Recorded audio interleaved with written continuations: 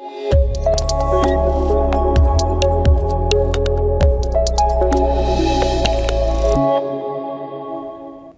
May 13th, Donald Trump touched down in Beijing for what may be one of the most extraordinary diplomatic visits in recent history. But this isn't just a US president arriving in China, because sitting behind Trump on Air Force One was some of the most powerful corporate figures on the planet: Elon Musk, Jensen Huang, Tim Cook and Stephen Schwarzman. Now, in total, 17 American CEOs and business leaders representing companies worth a staggering $16.47 trillion in market capitalization. Now, that's larger than the economy of almost every country on earth except the United States and China themselves. Now, nearly 4 times bigger than Germany, the world's third largest economy. So, this isn't just a diplomatic summit between Washington and Beijing. This is two governments meeting with the biggest concentration of private capital ever assembled for a state visit sitting at the same table. To understand the scale here, China's projected GDP for 2025 is around $19.6 trillion, meaning the companies traveling with Trump are collectively worth nearly 82-84% of China's entire economy. And some numbers are just unbelievable. Nvidia alone is now valued at $5.37 trillion.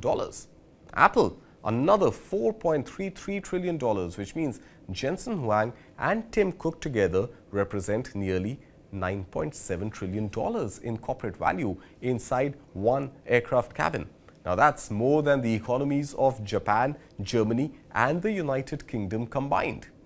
The delegation itself tells you what America sees as strategic power today: AI, chips, finance, aerospace. Elon Musk brings Tesla, valued at around $1.68 trillion, and importantly, a massive Shanghai gigafactory that Beijing and Washington both care deeply about. Meta is also part of the trip, though Mark Zuckerberg stayed back, sending Global Affairs Chief Dina Powell-McCormick instead. Then comes the Wall Street contingent: BlackRock's Larry Fink, Goldman Sachs' David Solomon, Citigroup's Jane Fraser and Blackstone's Stephen Schwarzman. And Boeing CEO Kelly Ortberg, with reports suggesting a major aircraft deal is also on the table during this visit. And then there's Tim Cook. Now, this trip may actually be one of the final major geopolitical balancing acts as Apple's CEO. Remember, Cook recently announced he'll step down in September this year, handing over the role to Apple hardware chief John Ternus. But over the last several years, Cook has basically been navigating a minefield between Washington and Beijing. Now, during both Trump administrations, he worked to secure tariff exemptions, shift some iPhone production to India for the US market, and simultaneously promise massive American investments, all while trying to avoid a direct rupture with China. Now, even Trump's own messaging around the trip was pretty revealing. After takeoff, he posted that he would ask Xi Jinping to open up China so America's brilliant people could work their magic. And then he personally listed the business leaders traveling with him, almost like introducing a corporate dream team before negotiations began. But here's where the story gets really interesting. For many of these companies, China is already critical to their survival. Take Nvidia. Jensen Huang has openly called China a potential $50 billion market for the company. And much of his lobbying over the last year has focused on one issue: getting those advanced AI chips like the H200 into China despite US sanctions. Now, that exposes the biggest contradiction in this entire US versus China rivalry.